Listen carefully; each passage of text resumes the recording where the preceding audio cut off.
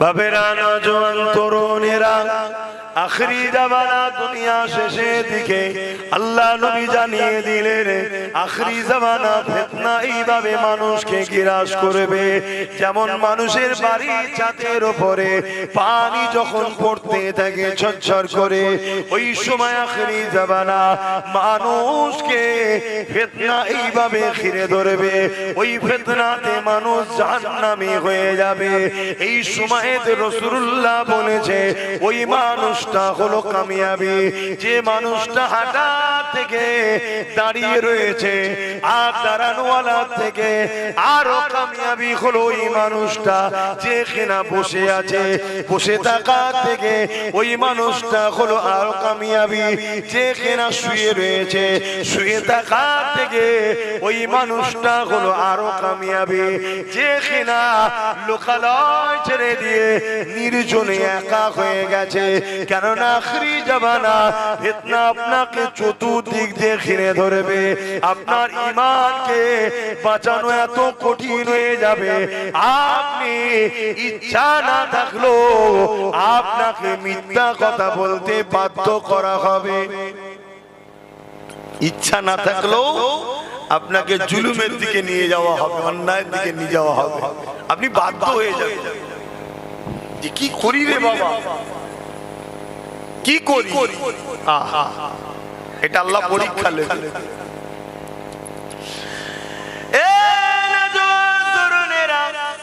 আল্লাহ নবী জানিয়ে দিলেন যুগে যুগে যুগে আল্লাহ নবী আলাইহিস সালাম দিওকে পরীক্ষা নিয়েছেন।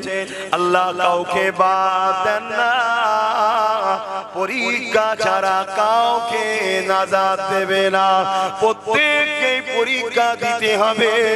তবে নবীদেরকে যে পরীক্ষা নিয়েছে ওই পরীক্ষা যেন আল্লাহ আমাদেরকে না নাই, বলুন আমিন।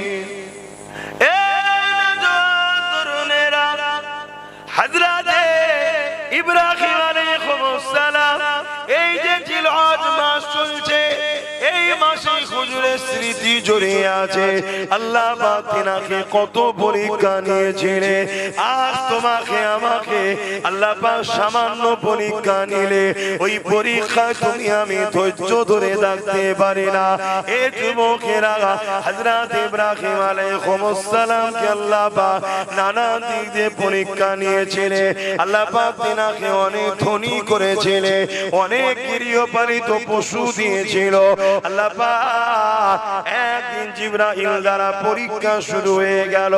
হযরত জিবরাইল আলাইহিস সালাম ইব্রাহিম নবীর ঘরের সামনে দিয়ে যেতে যেতে আল্লাহ বলে ডাক দিলে, এই যখনই ডাক দিয়েছে হযরত জিবরাইল ইব্রাহিম আলাইহিস সালাম অমনি ঘর থেকে বাইরে বেরিয়ে এসেছে।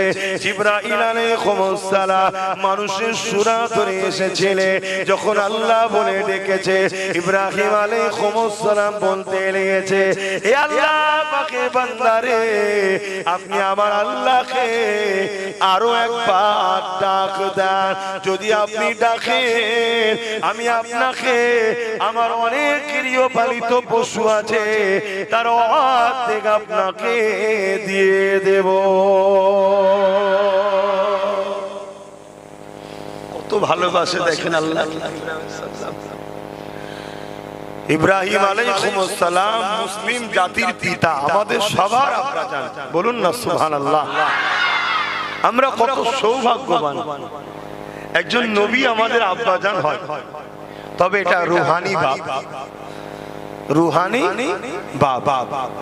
তিনি আমাদের পিতা হন, মুসলিম জাতির পিতা। তিনাকে আল্লাহ পরীক্ষা নিচ্ছে। জিবরাইল সাল্লামকে মানুষের সুরাতে পাঠালো।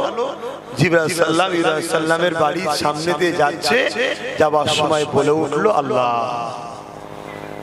আমাদের মুয়াজ্জিন তো 5 বার ডাকে আল্লাহু আকবার আল্লাহু আকবার, ডাকেন ডাকেন।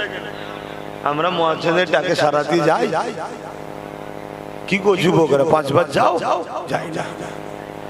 আর ইব্রাহিম আলাইহিস সালাম বেরিয়ে বলছে আপনি আরো একবার আমার রবের নামটা ডাকেন না, ডাকেন। ইব্রাহিম সাল্লাম বলছে আমার যখন মন যাবে আমি তখন ডাকবো, আপনার কথাই ডাকবো কেন? ইব্রাহিম সাল্লাম বলছে যদি ডাকেন আমি আপনাকে অনেক পুরস্কার দেব। 7-8 হাজার দুম্বা বকরি উট ছিল ইব্রাহিম সাল্লামের, তা থেকে অর্ধেক দিয়ে দেবো একবার যদি আল্লাহকে ডাকেন। জোরে বলুন সুবহানাল্লাহ। আর আমাদের মুয়াজ্জিনরা কি বর্ষা, কি শীত, কি গরম, ফজর বেলা কি, জোহর বেলা কি, আসর বেলা কি, মাগরিব বেলা, ইশার বেলায় আল্লাহকে ডাকছে, তাদের মাইনে একটু বেড়ে যায়, আমাদের সবার কপালে ভাঁজ পড়ে যায় কি যে সে তোমার আল্লাহকে ডাকছে, তাকে একটু বেশি করে দে না। এই চিন্তাধারা কি আমাদের আছে? না। আর ইব্রাহিম আলাইহিস সালাম তিনি বলছেন আপনি যদি আমার আল্লাহর নাম নেন অর্ধেক গৃহপালিত পশু দিয়ে দেবো। আর আমরা একবারও বলিনি মুয়াজ্জিন আমার আল্লাহর নাম নেয় ওকে আমি মাসে 500 টাকা দেবো। প্রতি বাড়ি যদি 500 টাকা করে দেয় 100 বাড়ি হলে তো ব্যাস 50,000 টাকা মাসে হয়ে যাবে। শুনছেন না শোনেন? আচ্ছা অত যদি নাই দেয় 100 টাকা করে দিয়ে 100 বাড়ি দেয় তাও তো 10,000 দেয় আমাদের, দেয় না। তাহলে আমরা কত খারাপ হয়ে গেছি। আমার কথা কি কষ্ট নিলেন আপনারা? ধর্ম ইসলাম সবকিছুকে নিয়ে, বাবা ইসলাম সবকিছুকে নিয়ে। তাই আমি গ্রামবাসীদের বলে যাব প্রতিটা ইমাম দিওকে মিনিমাম 15 থেকে 20,000 টাকার ব্যবস্থা করুন। আর প্রতিটা মুয়াজ্জিনকে মিনিমাম 8 থেকে 12,000 টাকার ব্যবস্থা করুন। যদি না করতে পারেন আল্লাহর কাছে কিন্তু কিয়ামতের দিনে জবাব দিতে হবে। চাওয়া যাবে না বলে তাদের গুরুত্বহীন করে দিলে হবে না, কেননা প্রতিটা গ্রামের ইমাম আর মুয়াজ্জিন ওই গ্রামের হলো সব থেকে দামি মানুষ। তারা যদি গরিবী জিন্দেগি কাটায় আর তুমি আমি যদি গাড়ি বাড়ি নিয়ে ঘুরে বেড়ায়, এর থেকে বড় লজ্জার কি হতে পারে? যে জাতি তার ইমামের ধনী দেখতে চায় না, যে জাতি তার মুয়াজ্জিনের ভালো মন্দ খাওয়া দেখতে চায় না, ওই জাতির উপরে কখনো আল্লাহ পাকের সাহায্য আসতে পারে না। শুনছেন তো নাকি? করবেন। একটা মসজিদে কমসে কম 100টা বাড়ি আছে, যদি 200 করে টাকা দেয় এতেই তো 20,000 টাকা। মাসে 200 টাকার কি মূল্য আছে? মাসে মাসে 300-400 টাকা রিচার্জ করছি আমরা ফালতু ফালতু মোবাইলে। আর ইমাম মুয়াজ্জিনের বেলায় দেবেন না। আর ইমাম মুয়াজ্জিনদের বলে যায় মাফ করবেন আপনারা সম্মানীয় মানুষ, কিন্তু আল্লাহর ঘরে দায়িত্ব আপনাদের হাতে। রাসূলুল্লাহ দিনের জিম্মাদার হিসাবে প্রতিটা গ্রামে আপনাদের দায়িত্ব রয়েছে। আর জাতিগুলো আর ইসলামের দুশমন গুলো অর্থ দিয়ে আপনাদেরকে খরিদ করে গোলাম বানাতে চাইছে। আপনারা যদি তাদের গোলামি হয়ে হক কথা বলা বন্ধ করে দেন, মনে রাখবেন কিয়ামতের দিনে 2 শ্রেণীর মানুষ জাহান্নামে যাবে। এক শ্রেণীর মানুষ অন্যায় করার জন্য জাহান্নামে যাবে, আর এক শ্রেণীর মানুষ অন্যায়ের বিরোধী না করার জন্য জাহান্নামে যাবে। জানি না আমার কথায় কেউ বেজার হবে কিনা জানি না। আমি যদি না বলি হক কথা আল্লাহ আমাকে জাহান্নামে দেবে। পীরের বেটা বলে ছাড় নাকি? হ্যাঁ, পীরের বেটা যদি হারাম খায় যায়, পীরের বেটা ভুল করলে সব যায় না। না না না, ইসলাম কোন পীরের বেটার পীরের বাপের নয়। শুনছেন তো নাকি? ইসলাম আল্লাহ ও রাসূলের, এটা মাথায় রাখবেন।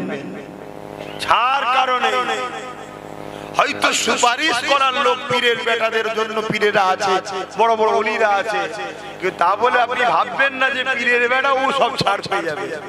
না, ইসলামে কোনো গুঞ্জাইশ নাই। দুটো জিনিস, একটা নিজের ভুল আর একটা ধর্মের ক্ষতি। নিজের ভুল যদিও করে আল্লাহ বড় দয়ালু, তাকে মাফ করে দেবে। জোরে বলুন সুবহানাল্লাহ। যদি ধর্মের কেউ ক্ষতি করে আল্লাহ তার মাফ করবে না, কেননা ইসলামটা এমনি এমনি আসেনি। কত লড়াই হয়েছে, কত জুলুম হয়েছে ইসলামের উপরে, কত মায়ের কোল খালি হয়েছে, কত মা বিধবা হয়েছে, কত মা সন্তান হারা হয়েছে, কত বাচ্চারা এতিম হয়েছে। তারপরে তোমাদের এই পাতিলে ইসলাম এসেছে, মসজিদ মাদ্রাসা দাড়ি টুপি এসেছে, এত সহজে নয়। ইতিহাস ভুলে গেলে হবে। পৃথিবী বিখ্যাত সন্ত্রাস শাসক নমরুদ ইসলামকে মিটাতে চেয়েছিল। আব্বা ইব্রাহিম হক কথা বলার জন্য, নাই সত্য কথা বলার জন্য আব্বা ইব্রাহিমকে আগুনে পর্যন্ত ফেলে দিয়েছে। অত সহজ আব্বা ইব্রাহিম আলাইহিস সালাম নমরুদের আগুনে যাওয়া পছন্দ করেছে, কিন্তু অন্যায়ের কাছে আপোষ করা পছন্দ করেনি। আজ তুমি মাওলানা মুফতি হয়ে পীর পীরজাদা হয়ে শয়তানের সঙ্গে হাত মিলাও, জানতে হবে কুকুর যখন ঘাস খায় জানতে হবে ওর পেটের সমস্যা, আলেম যখন হারাম শব্দের সঙ্গে মেশে জানতে হবে ওর ঈমানের সমস্যা। আকীদা ঠিক করো। আর আপনারা আম মানুষ, আপনাদের জন্য আরো সতর্ক থাকতে হবে, কারণ আপনাদের ঘরে দাড়ি দেখিয়ে বেঈমান করে দেবে, টুপি দেখিয়ে বেঈমান বানিয়ে দেবে। মসজিদ মাদ্রাসা নামাজ রোজা পাগড়ি মুফতি মাওলানা পীর পীরজাদা দাবি করে করে আপনাদের বেঈমান করার প্ল্যান চলছে। খুব সাবধান, অনেক কষ্টের পর ইসলাম এসেছে। আহা, আব্বাজানকে পরীক্ষা করছে আল্লাহ। এই জিবরাইল যাও, একবার নাম নিয়েছে আর একবার লাও, অর্ধেকটা দিয়ে দেবো। আবার জিবরাইল সাল্লাম নাম নিয়েছে, আল্লাহর পিয়ারা বান্দা ইব্রাহিম সাল্লাম অর্ধেক দিয়ে দিল। ইব্রাহিম সাল্লাম চলে যেতে লাগছে, হযরতে জিবরাইল আলাইহিস সালাম চলে যেতে লাগছে, মানুষের সুরাতে আছে। আবার ইব্রাহিম সাল্লাম বলছে আরো একবার নাম লাও, আবার যেই নাম নিয়েছে বাকি অর্ধেকটা দিয়ে দিয়েছে। জোরে বলুন সুবহানাল্লাহ। যা ৭-৮ হাজার দুম্বা বকরি ছাগল যা ছিল গৃহপালিত পশু, শুধু দুবার আল্লাহর নাম ডাকা নজরানা হিসাবে দিয়ে দিয়েছে। জোরে বলুন সুবহানাল্লাহ। আল্লাহ বলছে জিবরাইল আমার বন্ধুটা পরীক্ষা হয়েছে, চিন্তা করুন কি প্রেমিক ছিল, আর আজকে আমরা কি করছি। আমার রাসূলুল্লাহ খলিজা টুকরি হযরতে খাতুনে জান্নাত ফাতিমা আয-জাহরা রাদিয়াল্লাহু তাআলা আনহা হুজুরের ঘরের একটা কথা মনে পড়েছে। এ যুবকেরা, তরুণীরা, বাপেরা, এমন সময় হযরতে মাওলা আলী হযরতে খাতুনে জান্নাতকে বলতে লেগেছে, এ খাতুনে জান্নাত, কয়েকদিন হয়ে গেল আমাদের খাওয়া দাওয়া কিছু হয়নি, সংসারে কিছুই না, আল্লাহ জিহালে রেখেছে শুকরিয়া, আমার নয় নাই তোমার হলো না, হাসান হুসাইনের হলো না, আমি ফাতেমারে আমি আল্লাহ নবী দরবারে যেতে চাই, কারণ নবী পাককে অনেক ধনী সাহাবারা অনেক বড় বড় নজরানা গিফট দেয়, অনেক কিছু সম্মানিত তোফা দেয়। আল্লাহ নবীর কাছে গিয়ে কিছু যদি পাওয়া যায় নিয়ে আসবো, যেটা দিয়ে তুমি আমি হাসান হুসাইন আমরা খাওয়া দাওয়া করবো। এ যুবকেরা মন দিয়ে শোনে, আল্লাহ জান্নাত যদি যাবার শখ থাকে, আল্লাহ পাকের পরীক্ষাতে ধৈর্যের সাথে মজবুতির সাথে ঈমানের পাওয়ারে মজবুত হয়ে দাঁড়ান। কেননা খাতুনে জান্নাতের কথা বলছি, যিনার আব্বাকে আল্লাহ পাক কোন জাহানের বাদশা বানিয়েছিলেন, সেই নবী পাকের কলিজা টুকরি খাতুনে জান্নাত ওই সময় হযরতে মাওলা আলীকে ইজাজত দিয়ে দিল। হযরতে মাওলা আলী চলে গেলে, আল্লাহ নবী দরবারে পৌঁছে গেলে, যাবার পরে দীর্ঘক্ষণ অপেক্ষা করলো, কিছু পেল না। আল্লাহ পাকের পরীক্ষাটা দেখো, কিছু পেল না, ফিরে চলে আসতে লাগলো। হযরতে খাতুনে জান্নাতে ঘরে দরজার গোড়ায় এসে বাইরে থেকে সালাম দিয়েছে। আল্লাহ নবী কলিজার টুকরি খাতুনে জান্নাত ভেতর থেকে জবাবটা দিয়েছে। দিবার পরে জানালা খিড়কি দিয়ে দেখতে লেগেছে আমার স্বামীর মিজাজটা কেমন আছে, কি হালে আছে, কি পেয়েছে। দেখতে লেগেছে মৌলা আলী খালি হাতে রয়েছে, মনটা বড় মরা করে রয়েছে। হযরতে খাতুনে জান্নাত বলতে লেগেছে, আমার প্রাণের স্বামী মনটা আপনার খারাপ কেন? হযরতে মৌলা আলী বলতে লাগলো, কিছুই পেলাম না কয়েকদিন ধরে, আর ইমামে হাসান হুসাইনেরও খাওয়া হয়নি, আপনারও খাওয়া হয়নি। আমি মৌলা আলীর নাই নাই হো আপনার মুখে, হাসান হুসাইনের মুখে আমি আলী কিছু দিবার মাধ্যম হতে পারলাম না। হযরতে খাতুনে জান্নাত কি বলেছিলে, আমার প্রাণের স্বামী আল্লাহ জিহাদের আগে খুশি, আপনি কেন মনে দুঃখ করছেন? আপনি কি জানেন না আল্লাহ শুকরকারীর সাথে আছে আর সবরকারীর সাথেও আছে। আল্লাহ যখন খাওয়ায় আমরা শুকরিয়া আদায় করি, আল্লাহ শুকরিয়া আদায়কারীর সঙ্গেও থাকে, আর যখন খাবে না আমরা সবর করব, সবরকারীর সঙ্গেও আল্লাহ থাকে। আমার প্রাণের স্বামী আমি ফাতেমা আল্লাহ শুকরিয়া আদায় করি। মৌলা আলী জিজ্ঞাসা করছে কেন শুকরিয়া আদায় করে? মৌলা আলীকে খাতুনে জান্নাত বলতে লেগেছে, আমার প্রাণের স্বামী রে, আল্লাহ রিজিক দেননি, রিজিক দেননি, কিন্তু আমার স্বামীকে আল্লাহ পাক ঘরে তো ফিরিয়ে দিয়েছে। যদি আল্লাহ আপনাকেও ডেকে এলে আমার কিছু করার আছে, আপনি যে ফিরে এসেছেন এটাই শুকরিয়া, এটাই আলহামদুলিল্লাহ। হযরতে ফাতেমা তাজহারা বলছেন, আল্লাহ যদি আমাদেরকে না খাইয়ে খুশি হয়, আমি বান্দা হিসাবে, বান্দি হিসাবে আল্লাহর খুশির জন্য না খেয়ে কেন থাকতে পারবো না? এক কথা শুনছেন না শুনেন না, এটা হওয়া দরকার আমাদের। আমরা কতটা দুর্বল হয়ে গেলাম। এরপরও আজকের দিনে আমাদের এমন কোন বাড়ি আছে যে বাড়িতে খাওয়া হয় না? বলুন, এমন কোন বাড়ি আছে? সবার বাড়িতে আল্লাহ রিজিক দেয়। আর যেদিন আমার বাপ দাদুরা ছিল, এই মুরব্বি বাপেরা বসে আছে, ইনারা ক ভাই জিজ্ঞেস করুন, ভাই বোন মিলিয়ে যত কমই 8-9 জন হবে, গড়ে জিজ্ঞেস করুন। আর আমরা এখন কতজন? আমাদের ছেলে পুলে কটা? খুব জোরে একটা থেকে দুটো। এরপরও আমাদের এত অভাব পড়েছে যে আমরা আমাদের পরিবারদের ঘরে বাইরে বার করে দিয়েছি সামান্য ভিক্ষার জন্য। যাও যাও যাও, সরকার থেকে ভিক্ষা দিচ্ছে, নিয়ে আসো। একবারও ভাবলাম না যেটা একটা ইসলাম বিদ্বেষীদের চাল। যদি বলেন কি চাল, শুনে রাখেন তাহলে, স্বামী যদি ভুল ইনকামও করে, নারীদের জন্য আল্লাহর দরবারে কোনো অভিযোগ নাই, নারীরা ধরা পড়বে না।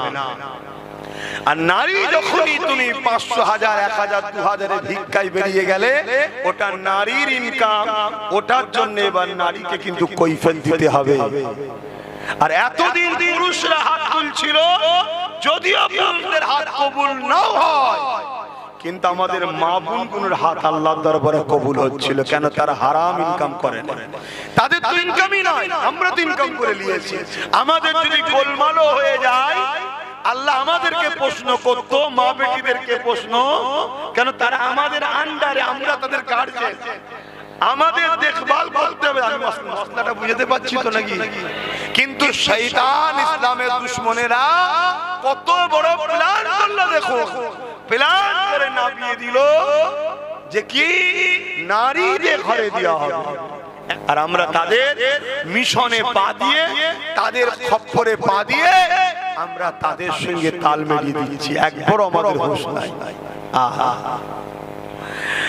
জানি না আমার আলোচনা আপনারা কিভাবে নিচ্ছেন। আবার বলে যায় আল্লাহ পাক পরীক্ষা নেবে, কখনো জালিম শাসক বসিয়ে পরীক্ষা নেবে। মনে রাখবে আমি আপনি কোথাকার রেখে হযরত বেলাল হুজুরের উপরে জালিম উমাইয়া কত জুলুম করেছিল, এমনকি গরম পানির উপরে শুইয়ে দিয়ে উমাইয়া বুকে ভারী পাথর চাপিয়ে দিয়েছিল। এই ভারী পাথর চাপিয়ে দিয়ে বলেছিল, এ বেলাল আল্লাহকে ছেড়ে দে, নবীকে ছেড়ে দে, ইনসাফ ছেড়ে দে, ইনসানিয়াত ছেড়ে দে, নাই সত্যকে ছেড়ে দে, আমাদের দিকে চলে আয়। আমরা যে জুলুম অত্যাচার সন্ত্রাসী গুন্ডাগিরি করছি এই দিকে তোরা চলে আয়, অনেক বড় পদ দেবো, অনেক বড় সম্মান দেবো, বেলাল তোকে আজাদ করে দেবো, নচেত তোকে খরিদ করেছি আমি উমাইয়া, আমি তোকে মেরে দেবো। আর আমি মেরে দিলে কোনো বিচার টিচার হবে না। এ উমাইয়া রে, তুই আল্লাহ ও নবীকে ছেড়ে দে, আমাদের দলে চলে আয়। হযরত বেলাল কি বলেছিল, এ দুনিয়ার মনিব উমাইয়া শুনে রেখে দে, আমার আল্লাহ আমাকে গরিব করেছে, আমার আল্লাহ আমাকে পরীক্ষা নিচ্ছে। তোর মালিক তোকে আমাকে মালিক বানিয়েছে, আমাকে তোর কিনা গোলাম বানিয়েছে, তুই আমার উপরে অত্যাচার করছিস, আল্লাহ পাক আমাকে পরীক্ষা নিচ্ছে। আমি বেলাল জীবন দিয়া পছন্দ করি, আল্লাহ ও নবীকে ছাড়তে রাজি নয়।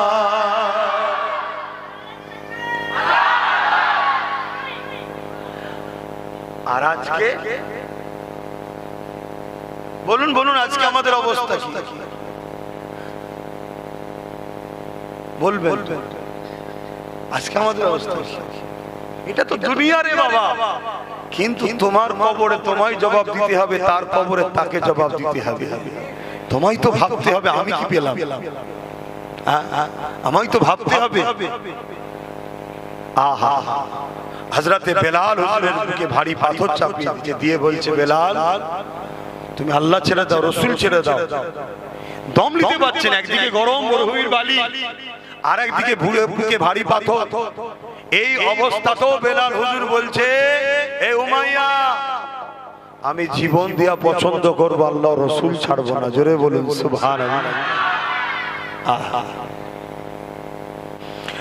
আল্লাহ নবী তাই জানিয়ে দিয়ে গেলেন, বাবারা শুনে রেখে দাও, প্রকাশ্য দুশমনের থেকে মুনাফিক মুসলমান কোনো বেশি ক্ষতিকারক। এ নওজওয়ান তরুণেরা, এ আমার নবী পাকের প্রেমিকেরা, আহলে দ্বীনকে কায়েম করতে গিয়ে আল্লাহ নবীর উপরে কত জুলুম হয়েছে। তোমাদের এলাকায় মসজিদ এমনি হয়ে যায়নি, তোমাদের এলাকার মসজিদে আযান এমনি এমনি এসে যায়নি, তোমাদের এলাকায় দাড়ি টুপি এমনি এমনি এসে যায়নি।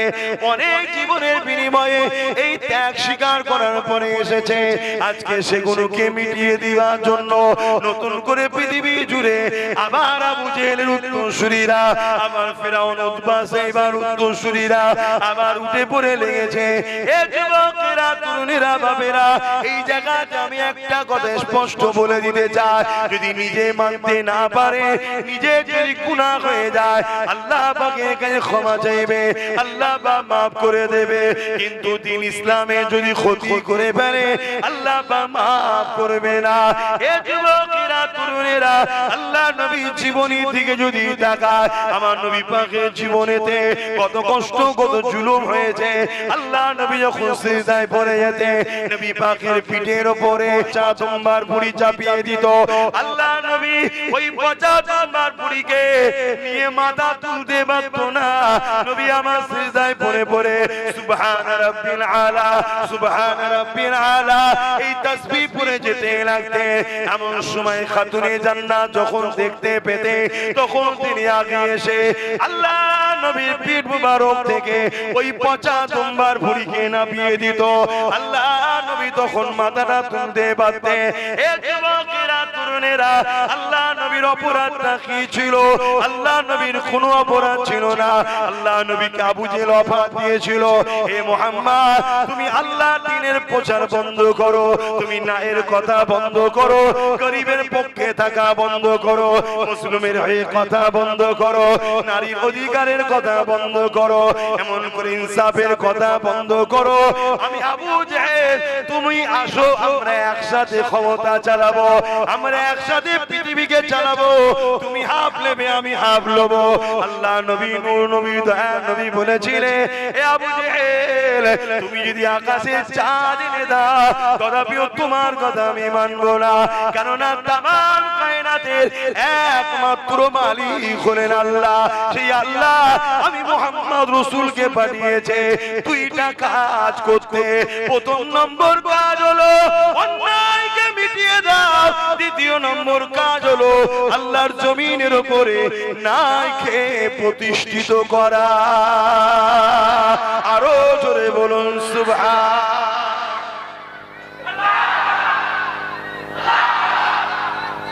আল্লাহ আমাদের কি কাজ দেয়নি আল্লাহ? আর কোন নবী আসবে? জোরে বলছেন না কেন?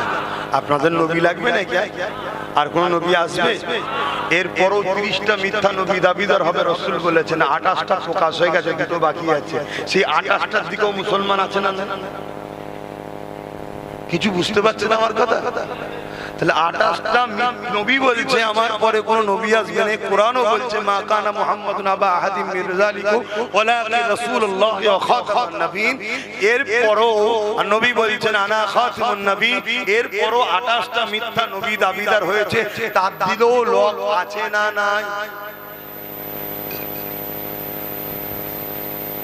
তাহলে এই সমাজে মিথ্যা নবী দাবিদারের দিকেও যদি লোক থাকতে পারে, তাহলে নবীকে মিটাতে, নবীর দিনকে যারা মিটাতে চায় সেই মুনাফিক উলামাদের দিকেও লোক থাকবে না? থাকবে। কিন্তু তুমি থাকবে, তুমি থাকবে, তুমি থাকবে, তুমি থাকবে। নিজেকে তো ভাবা দরকার যে ভাই আমি নেই, তাতে আমার উপরে পাহাড় যদি ভেঙে পড়ে তাও আলহামদুলিল্লাহ। দুদিনের দুনিয়া 50 বছর জুলুম হবে, 100 বছর জুলুম হবে। 100 বছর তার মাঝে না মানুষ আছে নাকি আপনাদের এলাকায়? 100 বছরের কেউ খুঁজেই পাওয়া যাবে না। খুব জোর জোর টেনে টুনে 80 90 80 90, তাও খুব রিয়ার, লাখে হয়তো একটা দুটো 80 90 যাচ্ছে। তারপরেও ধরে নিলাম 100 বছর বাঁচবে, 100 বছর নাই জুলুম হবে। কিন্তু দিনের যদি দুশ্মনী করে যাও,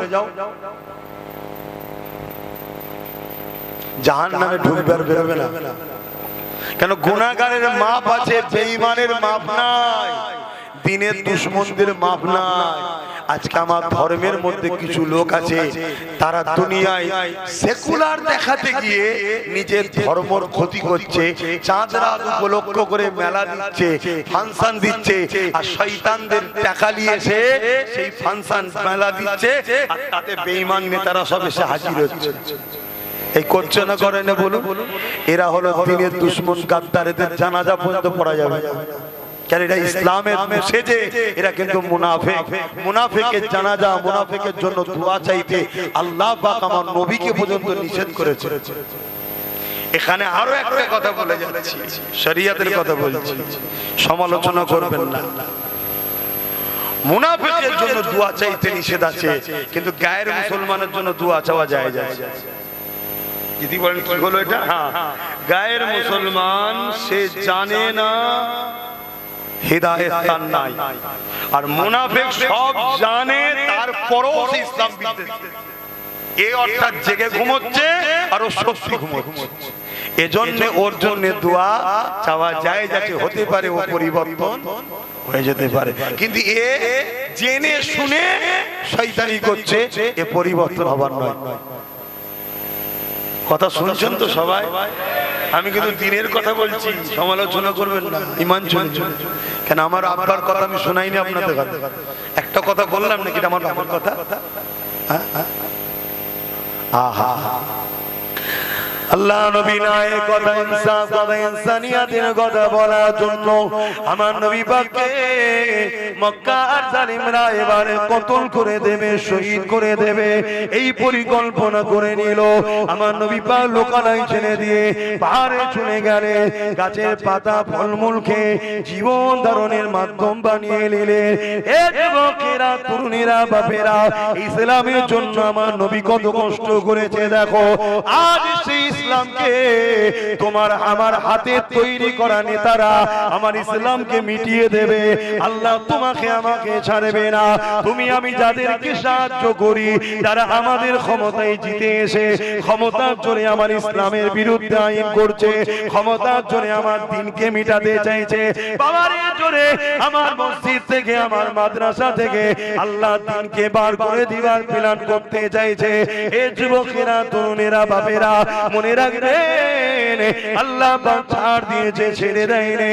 কেন আমার নবী পাক কত কষ্ট করেছে, পাহাড়ে গিয়ে গাছের পাতা ফলমূল খেয়ে পর্যন্ত ছিল।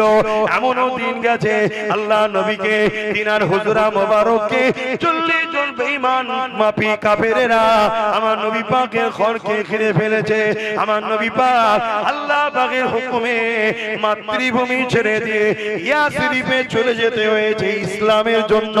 আজকে সেই ইসলামের যদি উপকার করতে না পারো, ক্ষতি করে ফেলো না। শুনছেন তো নাকি? সালাম পড়ে লিয়া নবী।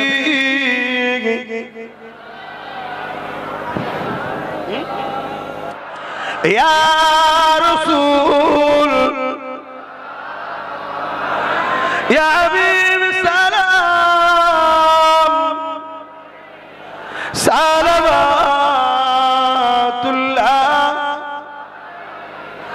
জিবরাইল দিলে এই যে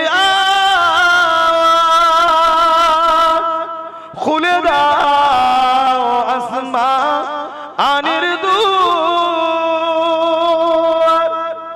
এসেছে নবী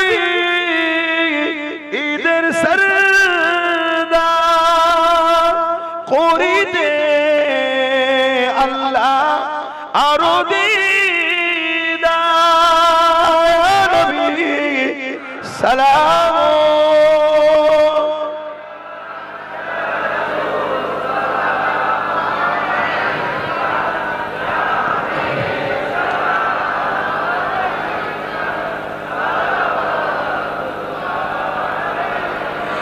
এ নবী নামো ও পিয়ারা, ইয়া রাসূল নামো পিয়ারা।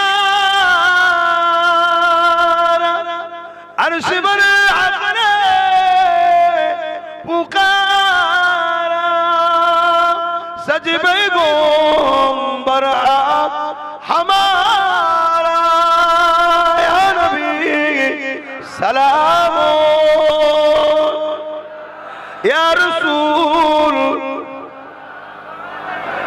या हबीब सलाम सालवातुल्लाह। সকলে গায়ে গায়ে বসুন। বালাগাল উলা বিকামালিহি কাসাবাত তুজা বিজামালিহি। सल्लु अलैहि व आलिहि अल्लाहुम्मा सल्लि अला।